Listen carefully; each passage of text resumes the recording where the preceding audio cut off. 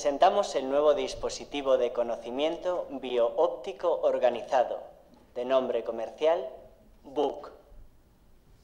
BOOC es una revolucionaria ruptura tecnológica, sin cables, sin circuitos eléctricos, sin batería, sin necesidad de conexión. Compacto y portátil, BOOC puede ser utilizado en cualquier lugar. Al carecer de batería eléctrica, no necesita recargarse, pudiendo ser utilizado tanto tiempo como sea necesario, aunque no se tenga disponible una toma de corriente.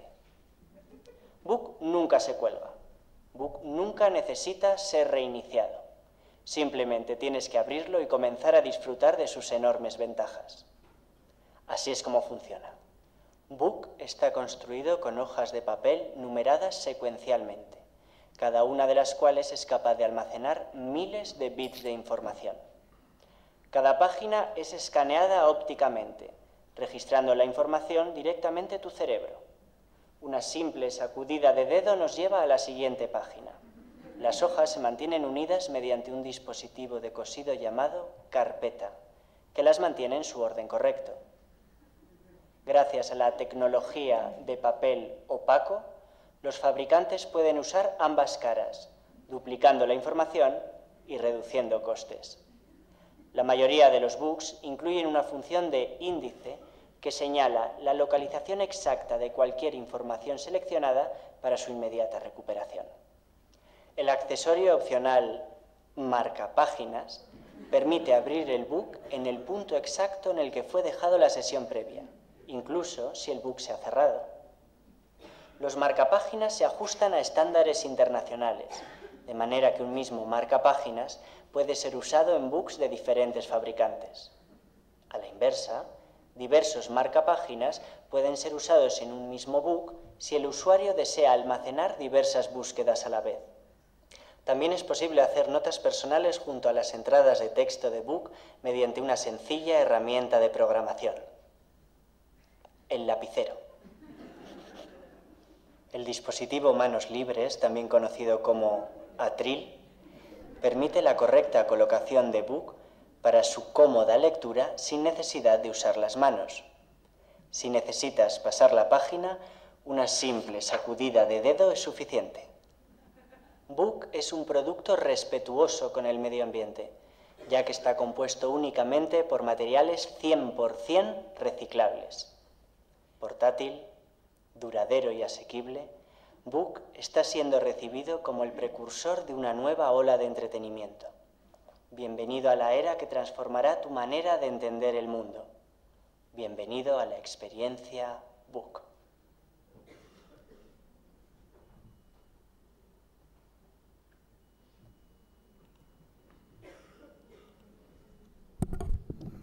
Bon dia a tots.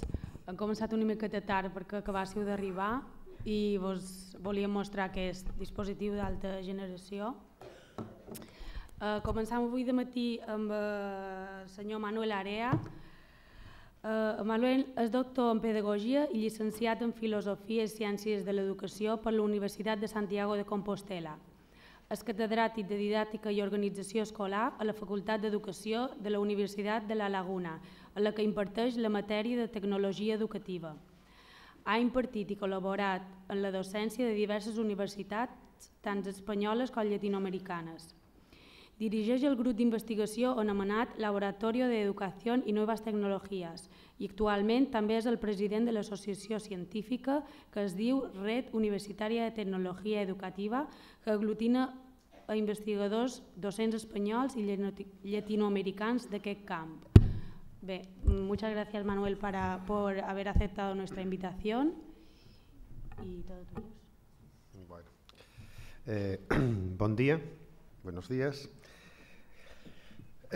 Acabamos de ver la experiencia BOOC y le estaba contando a Margalida que hace unos años, bastantes años ya, hace 2 o 3 décadas, cuando los norteamericanos y los rusos estaban en plena carrera espacial a ver quién conquistaba, llegaba primero a la Luna, al espacio, y había mucha investigación sobre la tecnología que había que enviar a más allá de la atmósfera terrestre, se dieron cuenta los norteamericanos de que en ausencia de gravedad los bolígrafos, la tinta de los bolígrafos no podría funcionar.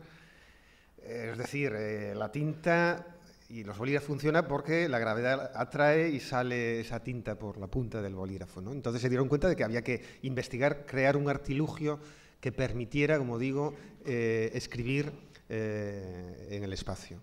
Y después de mucho dinero y tiempo de investigación, descubrieron que ese artilugio se llamaba lápiz.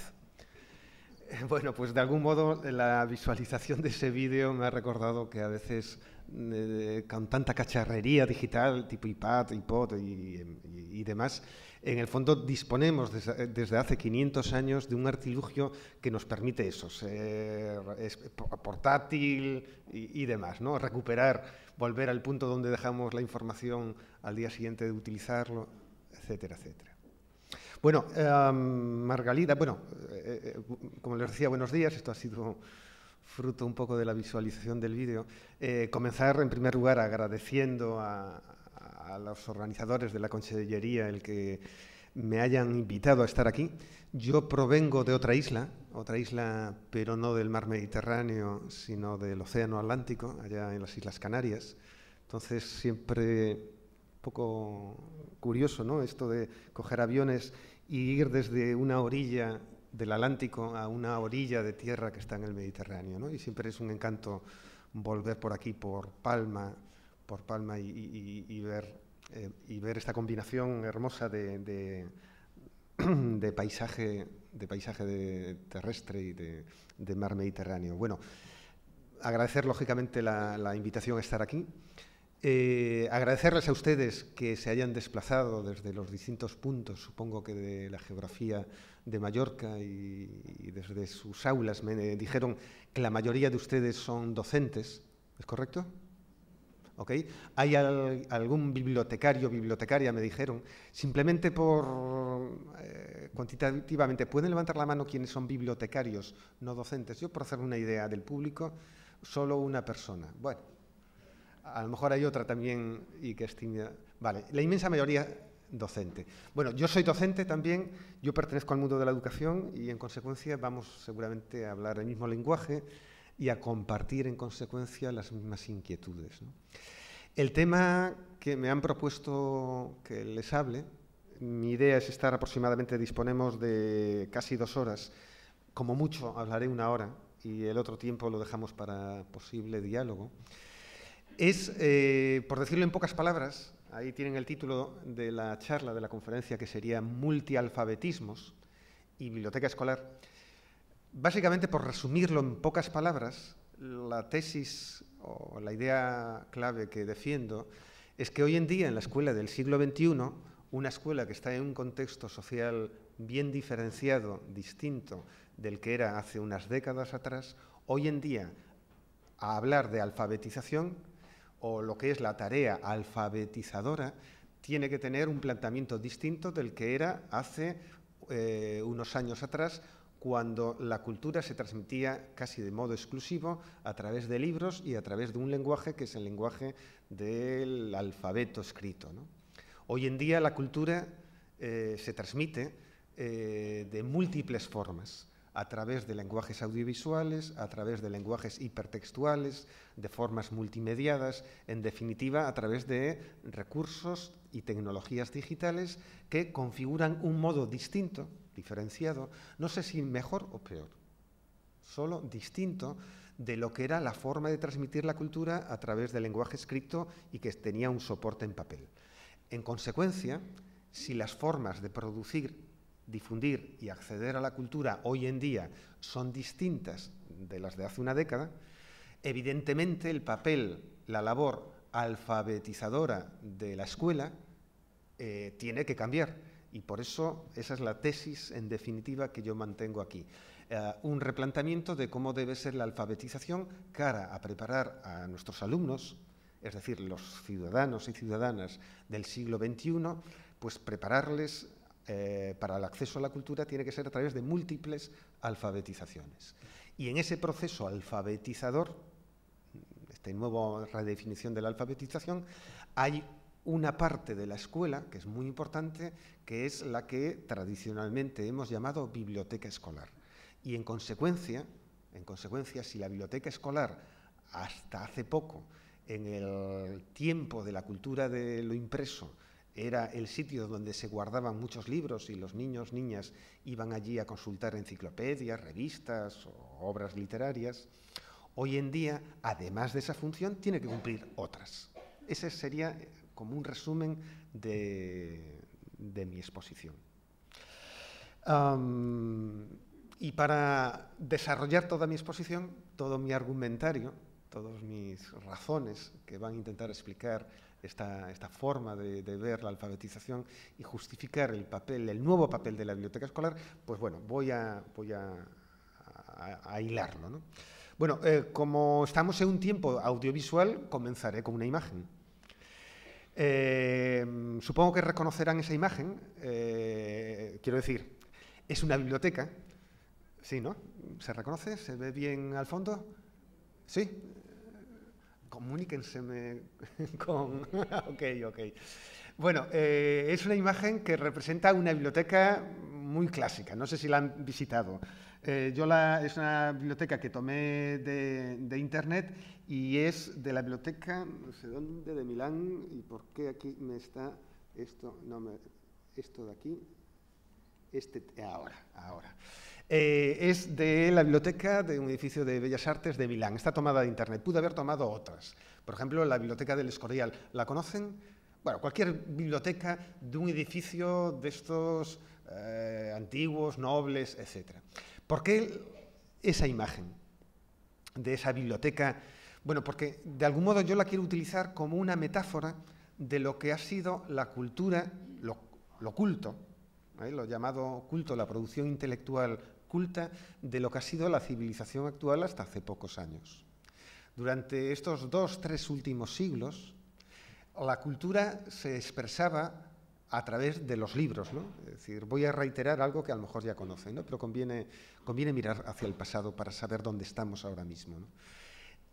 Como les digo, una biblioteca de ese tipo representa una metáfora de cómo era el conocimiento, el saber y, en definitiva, la cultura de la civilización europea de estos 2-3 últimos siglos. Es decir, estaba soportada, guardada en objetos llamados libros, a través de códigos textuales, y sobre todo estaba muy ordenada, muy clasificada.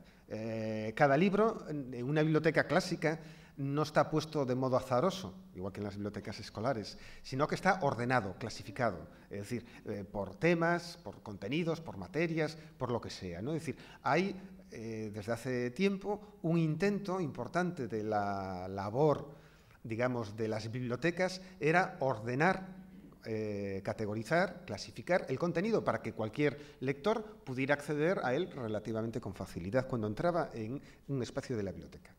A la vez es una metáfora de que también el conocimiento, el saber, la cultura en general, era finita, era limitada, estaba guardada en espacios físicos entre 4 paredes.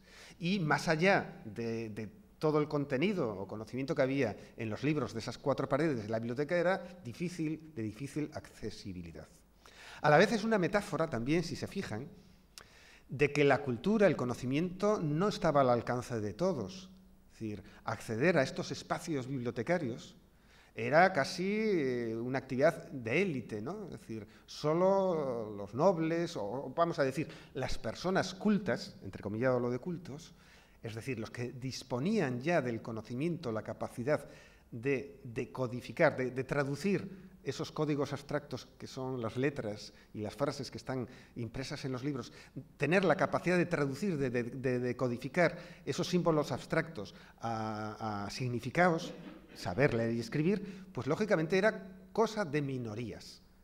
Durante muchos siglos el acceso a la cultura, a lo que estaba en los libros, era de minorías, ¿no? Y por tanto no llegaba a todo el mundo. Voy a presentarles ahora otra fotografía, otra imagen. Esta fotografía es también de una biblioteca. Y es de una biblioteca muy recientemente inaugurada, también tomada de internet. Es la Biblioteca José Vasconcelos de Ciudad de México. Si no me equivoco, fue inaugurada hace pocos años, en el 2006. ¿La conocían? Bueno, fíjense, la escenografía, la forma de ordenar y clasificar la información, al menos aparentemente a nivel arquitectónico, es radicalmente distinta.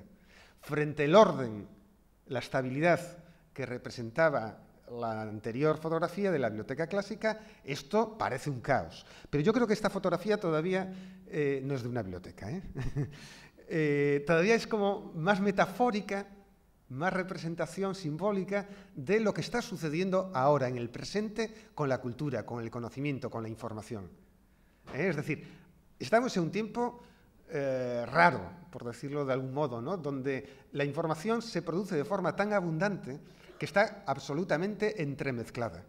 Frente al orden, a la estabilidad de la biblioteca clásica o del modo de concebir una biblioteca, hoy en día hay miles de fuentes de información donde entre ellas se entrecruzan, ¿no? Y se entremezclan. Por eso, cuando encontré esta fotografía, me encantó, ¿no? Porque, como les digo, vendría a ser una especie de representación simbólica de lo que está sucediendo hoy en día. Hoy en día estamos en el 2010, estamos en este tránsito de lo que era, o ya casi acabando el tránsito, ¿no? El siglo XX y lo que es el siglo XXI. Y son tiempos, como digo, por decirlos de algún modo, raros, extraños. Fíjense, estamos aquí, la mayoría somos educadores, ¿no? Docentes, y siempre, tradicionalmente, desde que el ser humano, el Homo sapiens existen, los adultos teníamos la potestad y sabíamos más que los infantes, ¿no? Que los niños y niñas.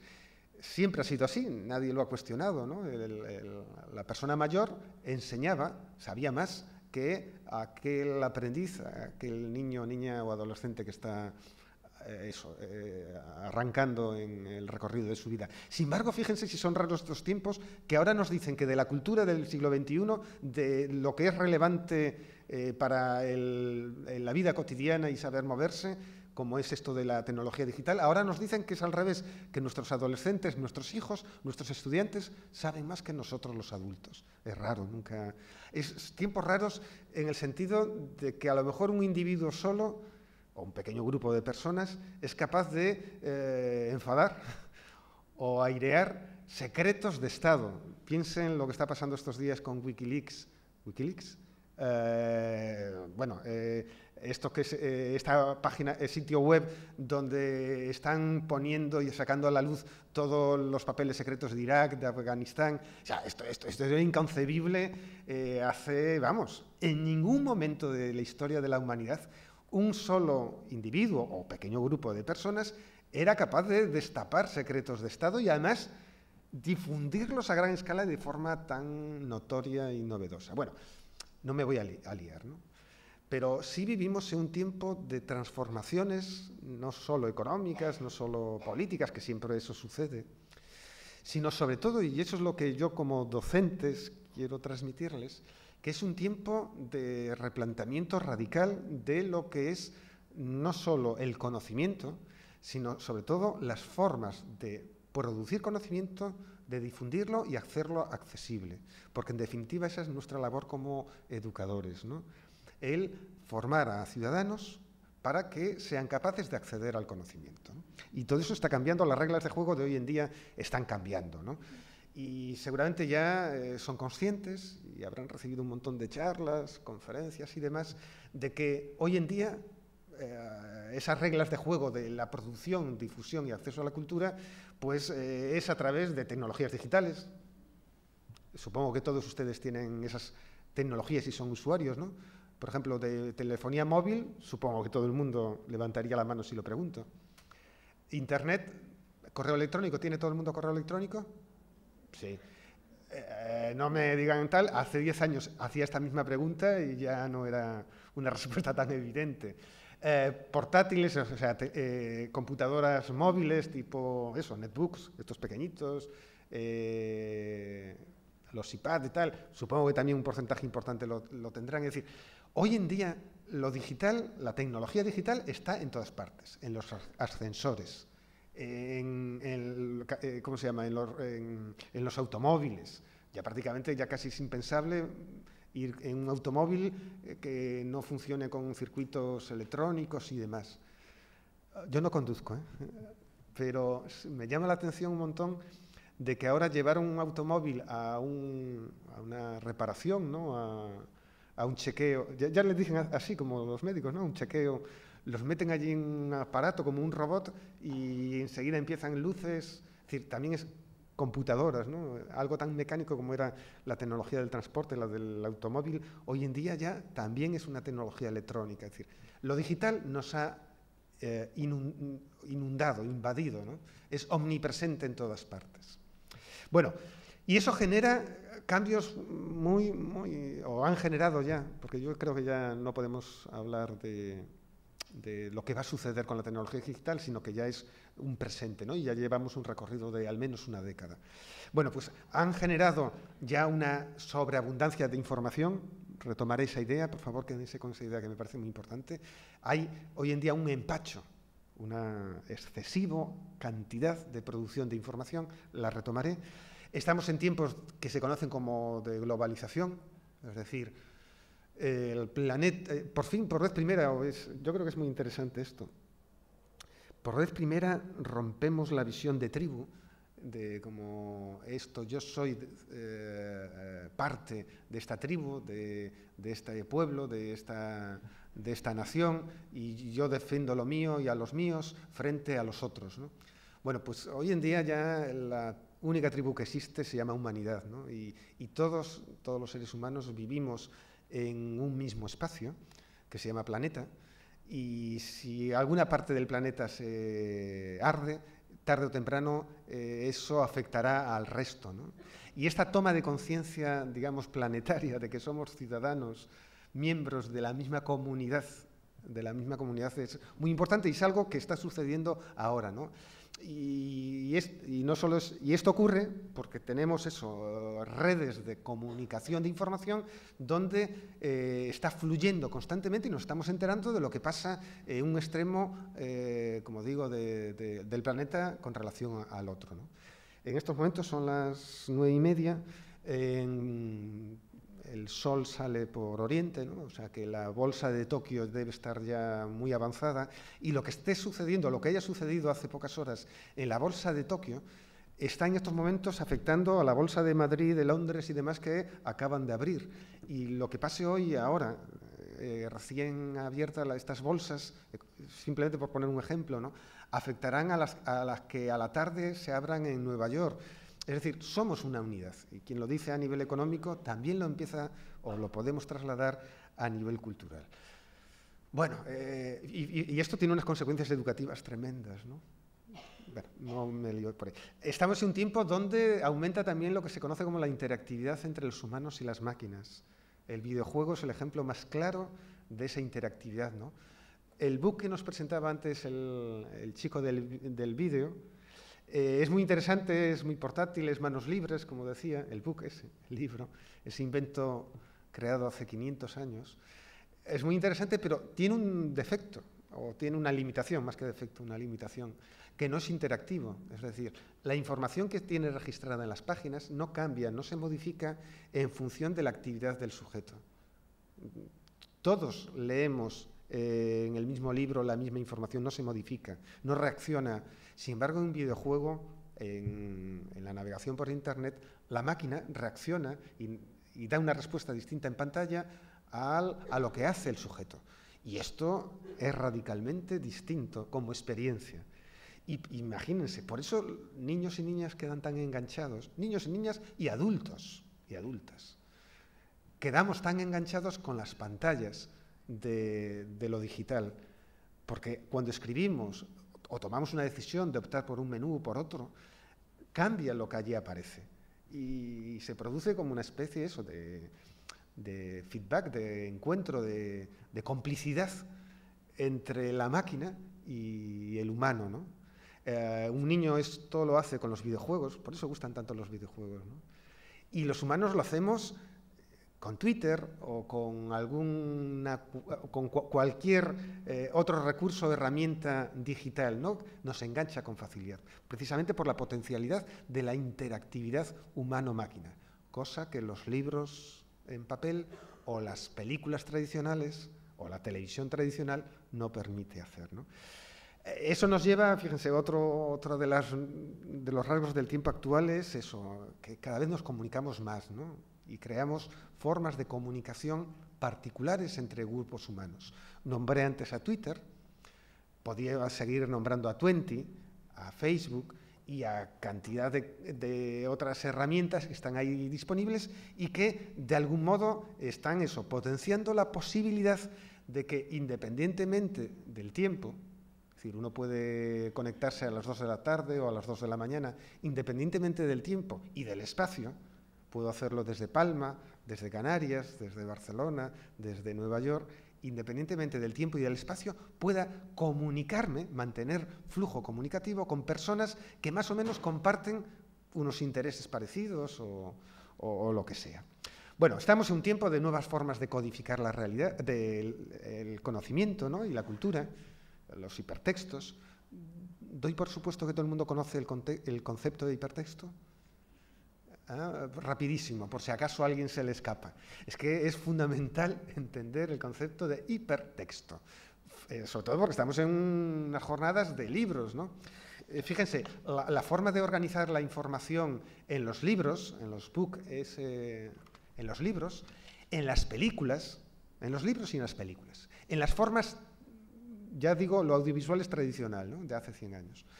La forma de organizar la información sigue lo que se llama un orden o una secuencia informativa de tipo lineal.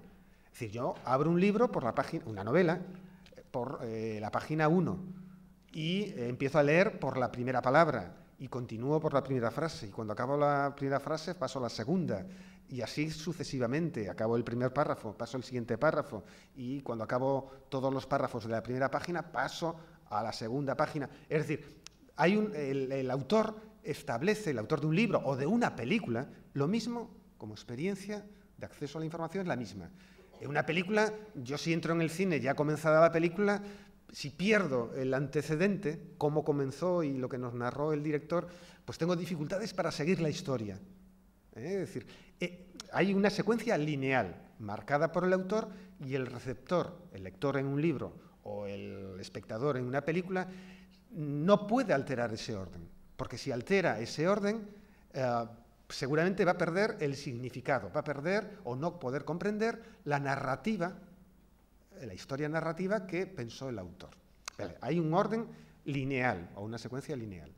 Por eso hablamos de textos o de un discurso textual. Sin embargo, el llamado hipertexto, que es el que existe, por ejemplo, en los videojuegos, o existe en Internet. Internet está construida como un hipertexto. O el que tienen ustedes en la telefonía móvil, basado en menús. Es decir, hay unidades de información, piensen en Internet, ¿no? Entramos en Internet, tendrán una página inicial por donde empiezan, la que sea, y ustedes siempre se van a encontrar que empiezan por una página inicial y va a haber opciones de enlaces, ¿no? de poder saltar. Eso se llaman hipertextos, es decir, unidades de información que están conectadas por enlaces o hiperenlaces o links o como quieran llamarles. Ahí la secuencia de acceso a la información la establece el propio lector o el espectador o el usuario. Es decir, decide el orden en que hace las visitas y toma decisiones para navegar, para moverse. Bueno, pues esto es una forma de organizar la información que se conoce como hipertextos. Saltan saltos. Hecho esta presentación, yo a mis estudiantes les hablo de un libro que a mi modo de ver fue uno de los primeros ejemplos de hipertextos en la cultura impresa, que se llama Rayuela. Conocerán, ¿verdad? Rayuela me encantó cuando allá a principios de los 80 lo descubrí. De aquella, yo evidentemente era un estudiante de poco más de 20 años, y nunca había oído hablar de esto de web ni internet, que no existía. Y el autor, Julio Cortázar, nos proponía a los lectores en la primera página y nos decía, usted si quiere puede leer esta novela como se leen todas las novelas, empiece por la página 1 y acabe por la página 400 y pico. O si quiere puede leerlo siguiendo este orden, capítulo 1, capítulo 7, capítulo 3, capítulo 20. Y entonces, claro, cuando adquirí el concepto de hipertexto, dije, ay, Cortázar ya lo había creado, lo había inventado. De algún modo, el concepto de hipertexto como concepto es novedoso, pero los lectores, desde hace mucho tiempo, lo hacemos a nivel de nuestra práctica. Vamos a ver, cuando ustedes cogen un periódico, ¿cuántos de ustedes siguen exactamente página 1, página 2, página 3? O empiezan, a lo mejor por la última, saltan a deportes, pasan a internacional. Es decir, una cosa es el modo en que está registrada la información en las webs, en los videojuegos, etcétera, que es hipertextual, pero como usuarios ya desde hace tiempo hacemos prácticas hipertextuales. Decidimos nuestro propio orden de acceso a la información. Me estoy liando un montón. Ay, ay, ay. Si todavía ni... Ay, perdonad, voy a ir un poquito más rápido, porque me estoy liando. ¿Alguien quiere hacer algún comentario? Es que como me dijeron que hay tiempo, digo, bueno, pues no voy a ir apurado. Bueno, todo esto a qué nos lleva, es decir, pues que todo es más complejo. Yo siempre yo tengo, pues lógicamente, amigos, colegas, docentes, mayores que yo, algunos ya jubilados. Ya muchos de mis amigos mayores ya están jubilándose, lo cual me recuerda que yo voy camino, ya me estoy haciendo mayor. Pero bueno, muchos de mis colegas, profesores universitarios o profesores de cualquier otro nivel educativo, se quejan del tiempo actual. No sé si les pasa a ustedes con sus amigos o demás. Se quejan que los niños y niñas de hoy en día cada vez saben menos. Se quejan de que ya todo está confuso, de que no se sabe qué es lo importante o lo relevante en la cultura, que todo vale igual lo que diga una señorita o señora en un espacio de televisión gritando que lo que diga un intelectual tal. Es decir, todo es como muy confuso, ¿no? Muy confuso. Bueno, yo lo único que digo, y es como defiendo los tiempos actuales, es que es distinto. Y, por tanto, entrar en balances de que si la cultura de antes era mejor, de más nivel, de más calidad, frente a la cultura de hoy en día, yo digo, es distinta y no sé, y solo el tiempo dirá si es mejor o peor. Y lo único que digo del tiempo actual, de la cultura actual, es que es más compleja. Lo apuntaba antes. Hay más cosas. Antes, la cantidad de información que se consideraba valiosa o que había que trasladar y enseñar en las escuelas estaba más o menos consensuada. O sea, estaba claro lo que había que enseñar de matemáticas, de historia, de literatura, los autores relevantes de cada uno de estos campos. Hoy en día no, hoy en día estamos debatiendo en los colegios, en los ministerios, en las consellerías, qué contenidos se incorporan al currículum escolar, qué es lo básico que hay que enseñar. Y resulta que hoy en el currículum a la escuela le queremos meter todo lo que sucede en nuestra sociedad. Es decir, ya no basta solo enseñar lengua, literatura, matemáticas, historia, etcétera, etcétera. Vienen, yo qué sé, los médicos y dicen, no, hay que meter educación para la salud. Vienen la gente que dice, no, es muy importante la educación vial, es que claro, es fundamental la vida cotidiana. Viene otra gente y dice, no, hay que enseñar sexualidad porque embarazos prematuros, es necesario eso. Vienen, yo qué sé, hay que enseñar para evitar el consumo de drogas o de lo que sea. Viene la gente de medios de comunicación y dice, hay que enseñar a saber leer la publicidad, a adoptar visiones críticas con la información de la prensa, de la televisión. Es decir, todo el mundo considera que en la escuela hay que meter todo porque todo es tan relevante, en definitiva, todo es complejo, ¿no? Y curiosamente, las llamadas tecnologías digitales representadas por Internet, curiosamente añaden más confusión, por decirlo de algún modo, añaden más complejidad a lo que hay que enseñar, a lo que es la cultura, a lo que es el conocimiento.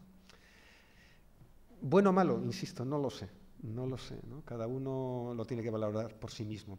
Lo que sí, que esta nueva situación de Internet y la cantidad, la saturación, el empacho, la profusión de información que está generando, tiene elementos que pudiéramos llamar más negativos, o más positivos, o más amables, y elementos o dimensiones, o una cara más amarga. Lo positivo, y sobre todo desde el punto de vista de los educadores, es que Internet como nos permite acceder a la información sin grandes dificultades y de forma fácil desde el hogar o desde el aula o desde el colegio, fácilmente podemos ahora acceder a la información con ordenadores conectados a Internet, pues vendría a ser como una biblioteca gigantesca. Internet en estos momentos representa como el gran sueño de los ilustrados franceses del siglo XVIII. Recuerden a estos ilustrados, a Rousseau, a Voltaire y compañía, que una de sus grandes aportaciones intelectuales fue allá en el siglo XVIII decirnos, miren, vamos a elevar a la máxima categoría lo que es el conocimiento racional, el conocimiento que ha generado el ser humano de una forma más o menos racionalizada, pensada, y no consideremos como único conocimiento el divino, el que nos dicen, el que proviene supuestamente de la religión, ¿no? Entonces los ilustrados franceses enfatizaron esta idea y se propusieron, bueno, pues vamos a intentar organizar, clasificar ese conocimiento racional generado por la humanidad en libros y crearon un concepto que se llamó la enciclopedia. Por eso se habla de los enciclopedistas. Esto lo habrán estudiado en historia, etcétera, etcétera. Bueno, pues ellos decían, vamos a ver si somos capaces de condensar, de sintetizar en libros, en enciclopedias, todo el conocimiento humano. Y de algún modo, ese sueño, de algún modo lo representa en estos momentos Internet. Por eso, alguna gente define Internet como la gran biblioteca universal, a la que accedemos desde nuestro hogar y desde nuestro colegio. Sin embargo, como les apunté antes, Internet también tiene su cara amarga. Es decir, tanta información, tantos datos, tanto poder fácilmente llegar a cualquier sitio desde una computadora provoca confusión, porque igual que sucede con el alimento, si comemos demasiado nos empachamos. Bueno, pues es lo que está sucediendo en estos momentos con Internet, ¿no? Y con las generaciones a lo mejor de niños y niñas y de escolares actuales y de adolescentes. Reciben tanta información diaria a través de la televisión o a través de Twenty o a través, de cualquier computadora, que lo que tienen es caos mental, ¿no? Mental. Y esto nos lleva a que la escuela tiene que replantear su papel, ¿no? Y replantear su papel frente a llenar las cabezas con información. O sea, hace décadas atrás, los niños, niñas venían a la escuela ignorantes, ¿no? Venían con las cabezas vacías, solo con los datos que obtenían en su hogar, de su familia, de su barrio, de su pueblo. No había televisión, no había Internet, no había estas cosas. Entonces se iba al colegio a recibir información. Hoy en día, como les estoy apuntando, es radicalmente distinto. Es decir, los niños y niñas nos llegan cargados, saturados, inundados, empachados de información. Y en consecuencia habrá que replantearse el papel escolar. Y claro, uno de los papeles claves de la escolaridad hasta hace poco era, como digo, lo del alfabetismo, enseñar a leer y escribir. Dotar a los niños y niñas de las habilidades intelectuales, de las herramientas de la decodificación de los símbolos de la lectoescritura, para que pudiesen acceder a la cultura culta, la de los libros. Y como dije antes, ya hoy en día la cultura no está en los libros. Y el alfabetismo, la alfabetización, es una palabra que hace años, cuando yo estudiaba pedagogía, ya en los años 70, 80, sonaba mucho. Se hablaba de alfabetización, porque había analfabetos. Todavía había personas en nuestro país, hace 30 años, que no sabían leer y escribir. Y ya no digo en el tercer mundo, ¿no? Entonces, alfabetización era una palabra importante. Sin embargo, últimamente ha ido desapareciendo del vocabulario de los maestros y maestras o de los pedagogos e incluso de los responsables educativos. Y claro, la alfabetización es prácticamente la seña de identidad o la labor principal que debe jugar la educación básica o la escolaridad obligatoria al principio. Porque la alfabetización, en definitiva, históricamente siempre ha sido un rasgo de diferenciación y desigualdad social. Lo apuntaba antes, ¿no?, con la fotografía de aquella biblioteca bonita, ¿no?, clásica. hay gente que sabía leer y escribir, y por tanto podía acceder a la cultura y promocionarse, y gente que era la mayoría que no era capaz. Por eso, hoy en día surgen nuevas formas de analfabetismo, que no están vinculadas necesariamente con la lectoescritura, sentido clásico tradicional, sino con las nuevas formas hipertextuales, hipermedia, multimedia, digitales, ¿no? Empieza a haber capas sociales que no dominan la forma de producir conocimiento a través de estos nuevos lenguajes y formas, ¿no? Y claro, me gustaría reivindicar también, hablando de alfabetización, a uno de los educadores, de los pedagogos, que clásicamente a lo largo del siglo XX más trabajó en ello, que lo conocerán sobradamente, ¿no? Paulo Freire, pedagogo brasileño que trabajó mucho y desarrolló proyectos de cómo enseñar a leer y escribir textos. Evidentemente en la época de Freire, en los años 50, 60, 70, no había hipertextos. Enfatizó mucho eso. Y de él una noción básica, ¿no? Lo importante no es enseñar a leer y escribir de forma mecánica. Es algo que hemos trabajado los maestros y maestras, ¿no? Lo importante no es que el niño o niña sea capaz de escribir correctamente, con letra bonita, un texto. No es importante, lógico, pero no es lo más importante. Es relevante, pero no lo más importante, lo más relevante, que lea más o menos con buena dicción y en voz alta. Lo que es relevante para la cultura, para la formación de este sujeto como ciudadano, es que comprenda, que encuentre significado, que interprete lo que lee o tenga sentido lo que escribe. Y esto es ya no un aprendizaje mecánico de la alfabetización, sino es lo que Freire decía que era un aprendizaje, una alfabetización crítica, crítica. Y tiene que ver con un concepto que en la época de Freire no sonaba, pero hoy en día sí suena mucho, que se llama competencias.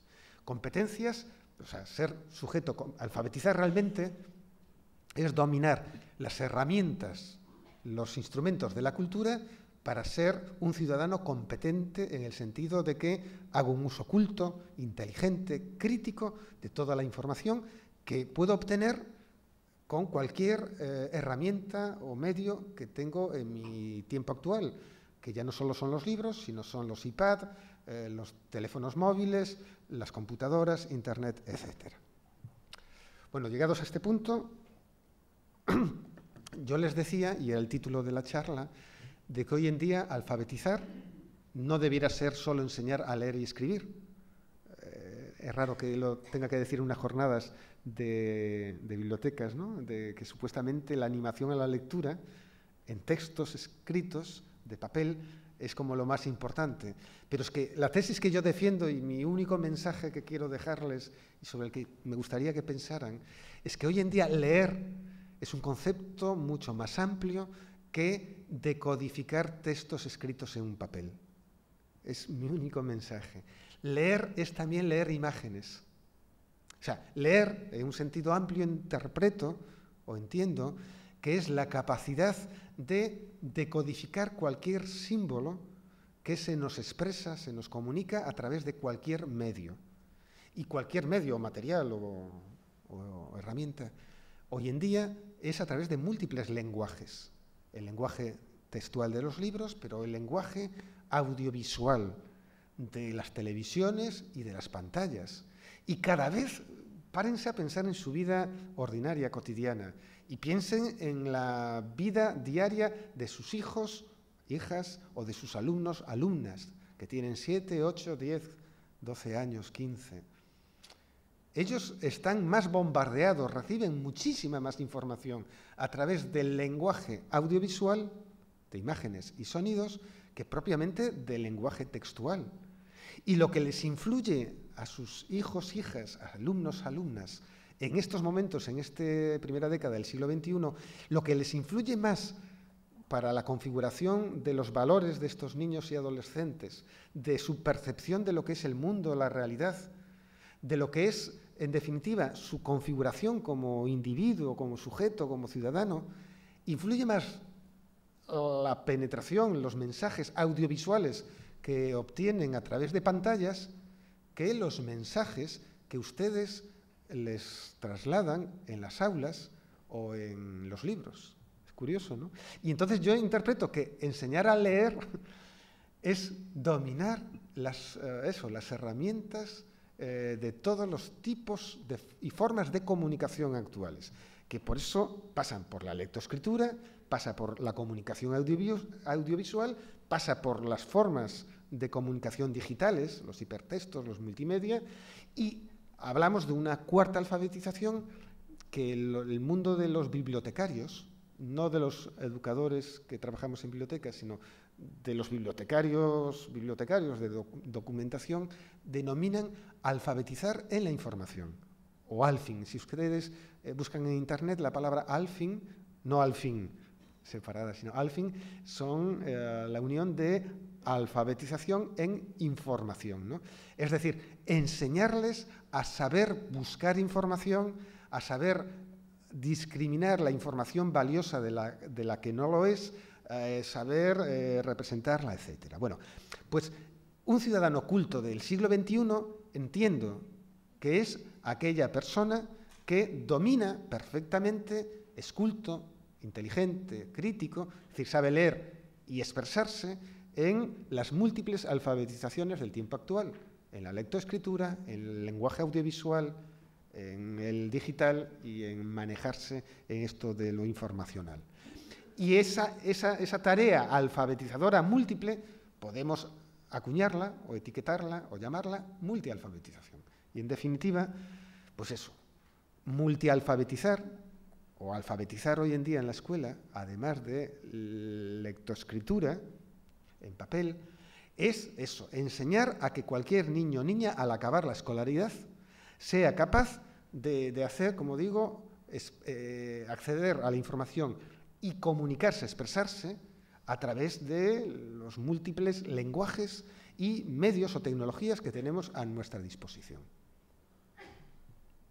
Bueno, no sé si el mensaje es correcto en unas jornadas de bibliotecas que defienden el papel, ¿no? O supuestamente el papel. Pero yo luego, en la última parte, hablaré del nuevo papel de las bibliotecas en las escuelas.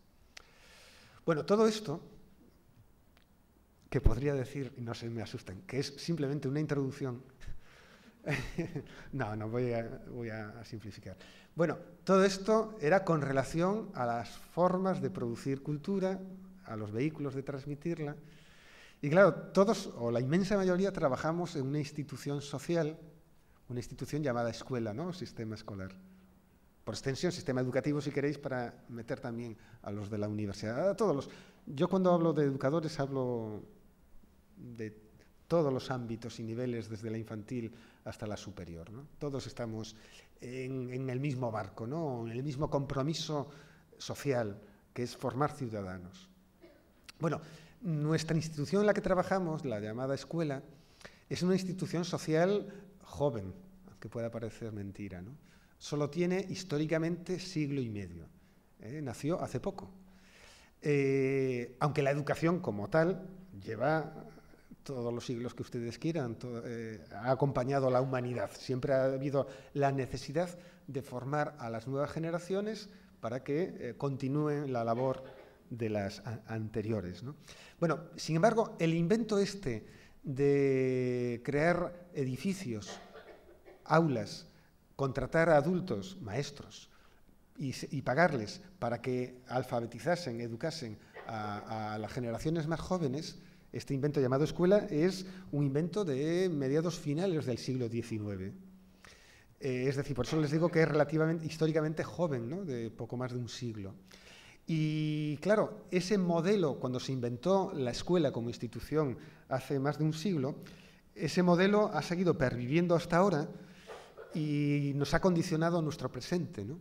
Sin embargo, como la sociedad, como el modelo de sociedad y de cultura ha cambiado radicalmente en estas 2 últimas décadas, tenemos que replantearnos de forma bastante radical también cambios y transformaciones en la institución escolar. Fíjense, casi todas las instituciones sociales han hecho sus deberes, se han modificado, se han transformado en estos últimos 10, 15, 20 años. El sistema financiero, como siempre, estamos en una sociedad capitalista, fue el primero. Los que sois más jóvenes no tanto, pero los que sois un poquito más maduros, si recuerdan cómo era antes ir a un banco hace 15 años, no había las tarjetas, los cajeros automáticos para sacar dinero, sino que había que ir siempre a un banco para sacar el dinero. Si yo tenía la cuenta en otra oficina, era un rollo, ¿no? Había que el cajero tenía que telefonear al cajero de la otra oficina, me cobraban la llamada telefónica, bueno, era un auténtico rollo, ¿no?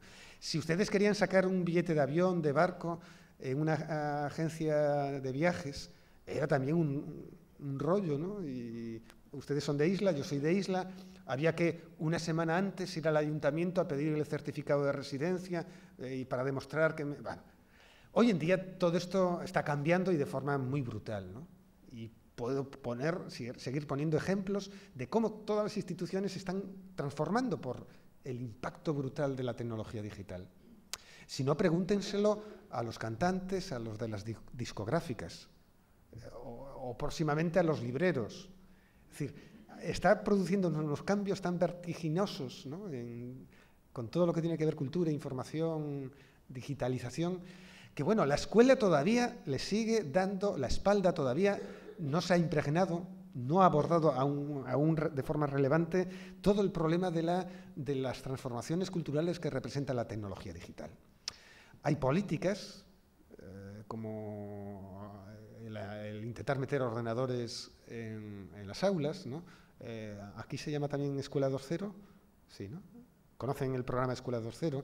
No sé cómo se llamaba antes, pero supongo que desde hace ya más de una década hay políticas destinadas a algún modo a que la tecnología entre en las aulas, en las escuelas. Bueno, en definitiva, todos coincidimos de que la escuela tiene que transformarse y pensar en la cultura del siglo XXI. El problema es cómo hacerlo y para qué y todo eso. Además de introducir los cacharros, la tecnología, los ordenadores, la conectividad a Internet, algo que se ha hecho, entiendo que importante, es que en la última ley, en la última reforma curricular en España, que es la LOE, ¿no? La Ley de Ordenación de la Educación Orgánica de la Educación, la LOE, nuestro referente curricular, pues se ha pasado de lo que se llamaba un currículum de materias, de asignaturas, de contenidos, a un currículum por competencias, ¿no? Esto no se le ha ocurrido al gobierno español, sino que esto es una tendencia generalizada en casi todos los países occidentales. No vayan a pensar que ha sido una ocurrencia del ministro o ministra de turno. Esto es una tendencia de por donde van los tiros en las reformas curriculares de los países occidentales. Bueno, lo interesante, que es lo que quiero destacar ahora en esta charla, es que dentro de las competencias, por fin, digo por fin porque yo llevo como 20 años trabajando en esto y ya uno lo defendía, por fin se ha reconocido oficialmente, curricularmente, la necesidad de un replanteamiento de la alfabetización y que alfabetización significa, en estos momentos, también formar a los chicos y chicas en la llamada competencia digital y tratamiento de la información. Y si leen el discurso, la teoría o la explicación que se da en el Boletín del Estado explicando lo que es competencia digital y tratamiento de información, encontrarán que prácticamente es el mismo discurso, el mismo planteamiento que defendía antes cuando hablaba de alfabetización múltiple. Es decir, hoy en día hay que enseñar a enfrentarse de forma crítica, inteligente, culta, etcétera, a la información independientemente de la tecnología, del medio y del lenguaje utilizado. Bueno, dicho como siempre en las leyes, en el papel es muy fácil, ¿no? Es decir, hay que formar a niños y niñas en los múltiples lenguajes. Sin embargo, para un maestro, una maestra, eso hay que empezar a traducirlo en prácticas cotidianas. ¿Qué significa esto de la competencia en tratamiento de información y digital? ¿En qué consiste? ¿Qué aprendizajes? Yo, grosso modo, ¿no? Como esquema de trabajo básico. Yo creo que el proceso alfabetizador tiene como 4 grandes dimensiones o ámbitos a los que atender y trabajar. Uno de ellos es lo que se conoce como dimensión instrumental, manejo de los aparatos, ahora lo explico un poquito más. Una dimensión que tiene que ver con lo intelectual, con el desarrollo de determinadas habilidades cognitivas o intelectuales, la dimensión cognitiva, una dimensión que tiene que ver con las habilidades y capacidades de comunicación, somos individuos que estamos en contextos sociales, ¿no? La dimensión sociocomunicacional, y una cuarta dimensión que tiene que ver con los valores, con las actitudes. Me comunico, pero no en abstracto, sino bajo ciertos criterios y referentes de valores. Estas 4 dimensiones, básicamente, y no me voy a enrollar porque quiero hablarles, aunque sea brevemente, de bibliotecas escolares. Brevemente, sería la instrumental, es capacitar a nuestros estudiantes para que, como les decía, manejen los aparatos, para que dominen el software, para que sean capaces de localizar y hacer búsquedas de información en Internet, ¿no? La instrumental es saber acceder a la información.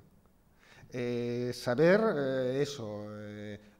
cómo se utiliza, desde cómo se utiliza un diccionario a cómo se busca un libro dentro del sistema de ordenación de una biblioteca, pero también hoy en día saber buscar la información es utilizar los buscadores de Internet tipo Google, y no es simplemente escribir una palabra y lo que salga. Está la maraña, la selva informativa de cantidad de información que en esta dimensión instrumental está también en aprender a discriminar lo que es información valiosa para ciertos propósitos. Y esto es lo que habría que trabajar en la escuela, ¿no? En la escuela. Bueno, no solo es localizar información, sino alfabetizar o multialfabetizar significa también, como decía antes, desarrollar habilidades intelectuales, la dimensión cognitiva, que consiste básicamente, por decirlo en pocas palabras, en saber transformar la información encontrada, que va a ser mucha, porque hoy en día la tecnología permite encontrar mucha información, transformarla en conocimiento. Y los educadores sabemos que una cosa es una persona con mucha información y otra cosa es ser una persona sabia, con saber, con conocimiento. Es decir, información son datos objetivos que están ahí, pero no tener mucha información significa que yo sé utilizarla de forma inteligente, que soy capaz de darle significado. Esto es conocimiento. Y aquí está la gran labor educativa frente a cantidad de datos que se pueden obtener a través de libros o de herramientas digitales de Internet, es qué se hace con eso en el contexto escolar. ¿Cómo ayudamos a nuestros estudiantes a que sean capaces de analizar, de comparar información, de cuestionarla, de reflexionar críticamente sobre la misma? En definitiva, que nuestros estudiantes sean capaces de encontrar significado e interpretar la información. Y esta es una labor educativa distinta de la que se nos pedía hace décadas atrás, que decía antes que éramos fundamentalmente transmisores de información. Y hoy en día la información se obtiene con relativa facilidad. La dificultad está en ayudar a organizar esa información en las mentes de nuestros niños. Amueblar las cabezas, que decía un viejo profesor mío.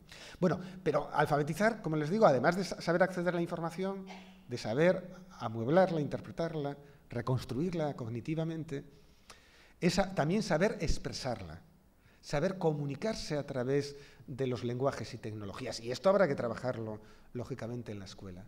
Esto es saber escribir, por decirlo de algún modo. Lo anterior era como saber leer. Esto es como saber escribir. Lo que ocurre es que la escritura, hoy en día, ya no solo pasa por saber escribir con buena letra una redacción en el papel, sino que la escritura, hoy en día, la comunicación escrita o la comunicación personal, hoy en día pasa por expresarlo en lenguaje audiovisual.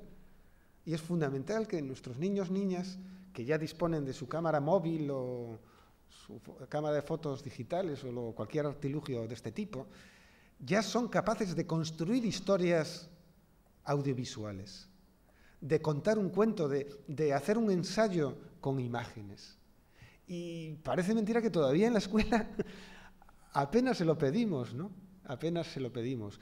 Y cuando no se lo pedimos, no lo cultivamos, no lo organizamos, pues a veces ocurren cosas muy nefastas como utilización de estas tecnologías o del lenguaje audiovisual para hacer aberraciones por parte de adolescentes con esas imágenes, ¿no? Como por ejemplo darle la paliza a alguien, grabarlo con su móvil y colgarlo en Internet, pues ahí hay una cierta perversión del uso del lenguaje audiovisual, ¿no?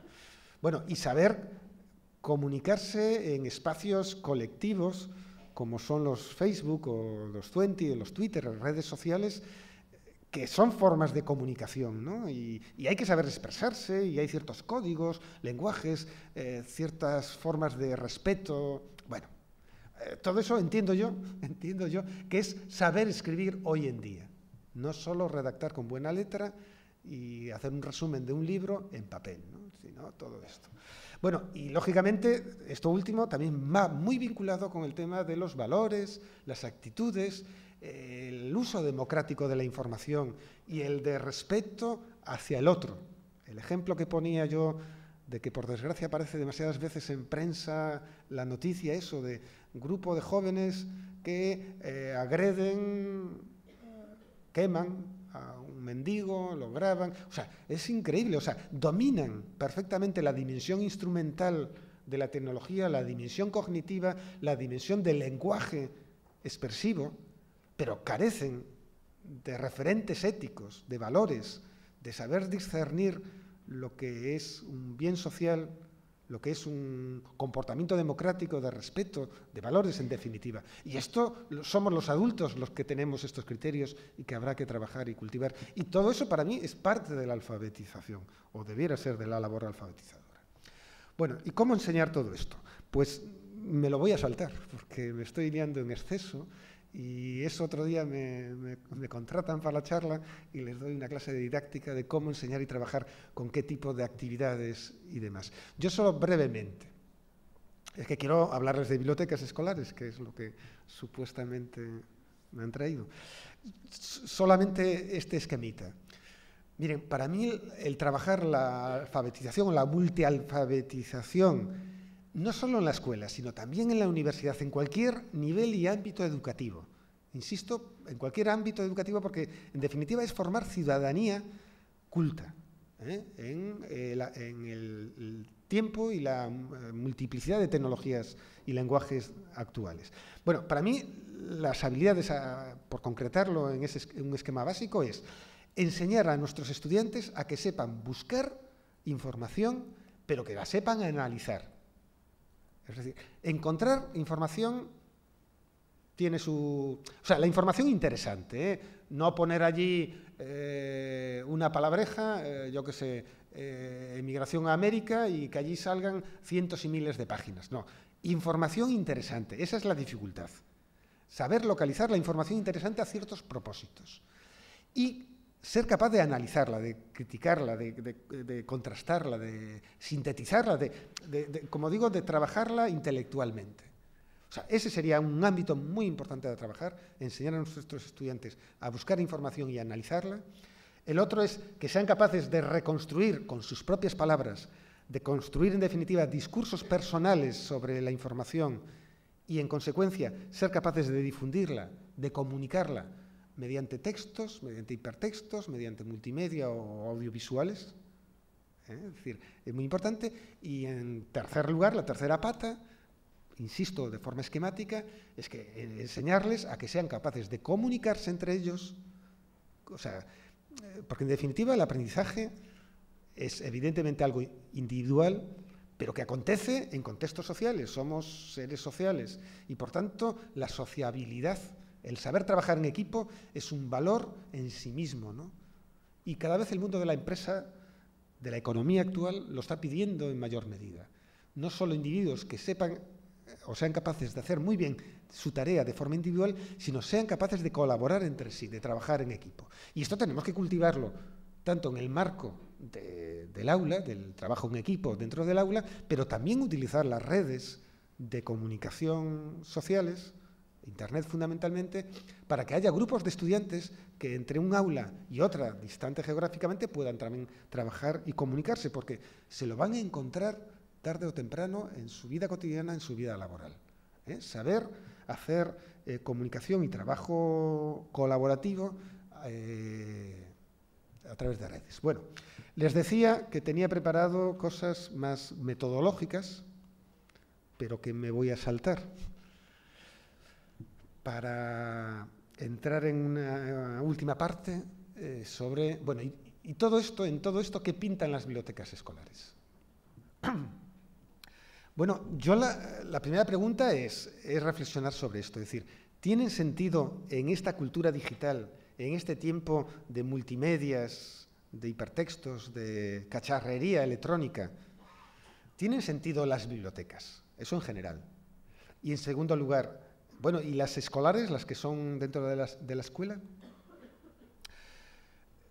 Mi respuesta, pues evidentemente, va a ser positiva, porque si no lo fuera, no me invitarían a la charla ni lo repetirían. Es decir, a lo mejor una hipótesis de trabajo es decir, miren, es que como caminamos a la desaparición del papel, es que estamos caminando, eso sí lo afirmo, esto sí lo puedo afirmar, como estamos caminando hacia la desaparición del papel, ya no tienen sentido espacios físicos en nuestra sociedad, las bibliotecas, y en nuestras escuelas, las bibliotecas escolares, donde almacenar papel y espacios donde vayan niños y niñas a tener experiencias con los book que decía el del vídeo. Afirmo que el papel desaparece de nuestra sociedad porque es una realidad incontestable, quiero decir. El papel cuesta dinero, hay que talar. El del vídeo decía que era reciclable al 100%, es cierto, pero para construir hay que talar árboles y los árboles son limitados, quiero decir, es como el petróleo, ¿no? Hay una cantidad determinada de materia prima en la naturaleza que si seguimos consumiéndola, malo, ¿no? Entonces, esto es limitado, no podemos seguir talando árboles. Fíjense ya un argumento de tal. 2, cuesta un montón de dinero transportar físicamente todos los productos de papel, ¿no? Editar un libro, pues se edita el libro, pero para que le llegue al lector la información, físicamente hay que meterla en camiones, o en trenes, o en aviones, o en barcos, y llevarlo allí. Eso cuesta dinero y gastamos energía, etcétera, etcétera. Tercer lugar, cuesta dinero y mucho dinero, hay que hacerlo en determinadas fábricas que se llaman imprentas, en acuñar los símbolos de la escritura en estas hojas. Bueno, o sea, miren, es una tecnología inventada hace 500 años, ha cumplido su papel durante 5 siglos, pero ya es una tecnología obsoleta. Hoy podemos hacer lo mismo, llevar la información, trasladarla, difundirla de forma rápida, sin costes, etcétera, etcétera. Bueno, 1000 historias, ¿no? 1000 historias que no voy a entrar en ello, pero creo y modestamente intuyo de que es una tecnología a desaparecer. De hecho, ya piensen en los hogares, ¿no? ¿Cuánto dinero gastan ustedes en objetos físicos, en papel, y cuánto dinero gastan en su vida cotidiana en productos de naturaleza digital? Está habiendo una reconversión. Cada vez gastamos menos en esto y más en productos digitales. Y ya en muchos hogares, en familias de donde son nuestros estudiantes, pues ya prácticamente no se compra ninguna cosa en papel, ni periódico, ni libros. Lo único que se compra es televisión digital, el pago de la ADSL, la telefonía móvil. Es decir, la economía en ese sentido evidencia el fin de un tipo de industria y la emergencia y desarrollo de otra. Bueno, y entonces, ante esta situación, debieran desaparecer, o al menos a corto o medio plazo, las bibliotecas. Yo pienso y defiendo que no. Entre otras razones, fíjense, antes de explicarles eso, ante otras razones, por lo siguiente, y estoy hablando como hipótesis de trabajo a corto o medio plazo, como intuiciones o expectativas. Por lo que les apuntaba antes, yo creo que el objeto libro, como tal, a medio plazo, como tal no va a desaparecer, pero sí va a ser un bien escaso.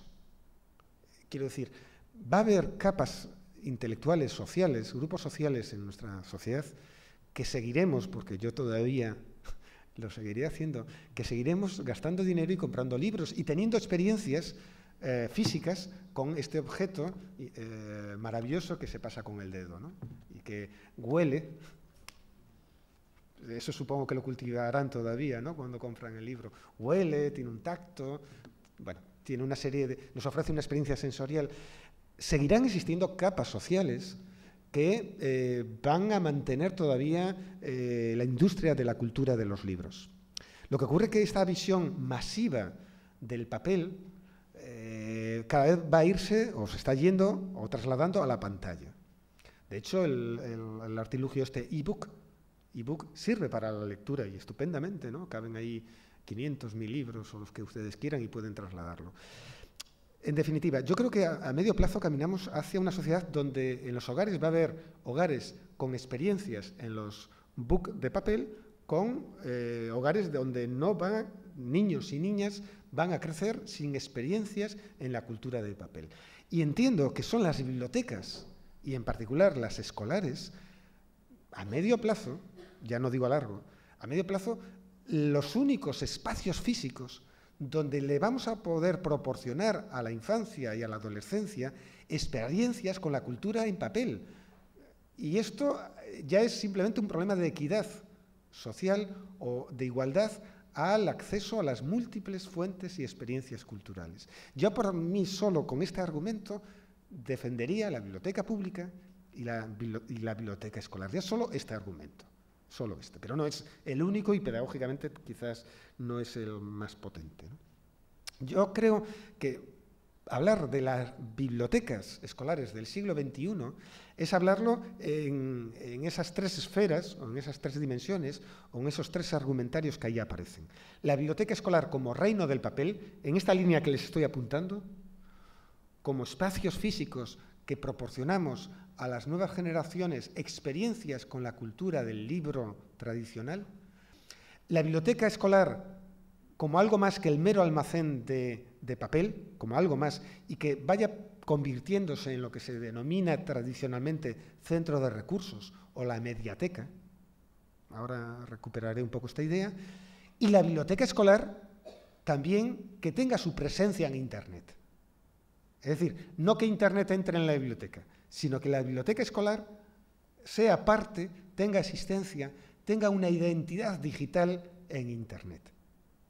Estas para mí serían las tres funcionalidades o espacios para la supervivencia y para la defensa y para el sentido de las bibliotecas escolares en una cultura o una escuela del siglo XXI. Vale, vamos a concretar un poquito más esto.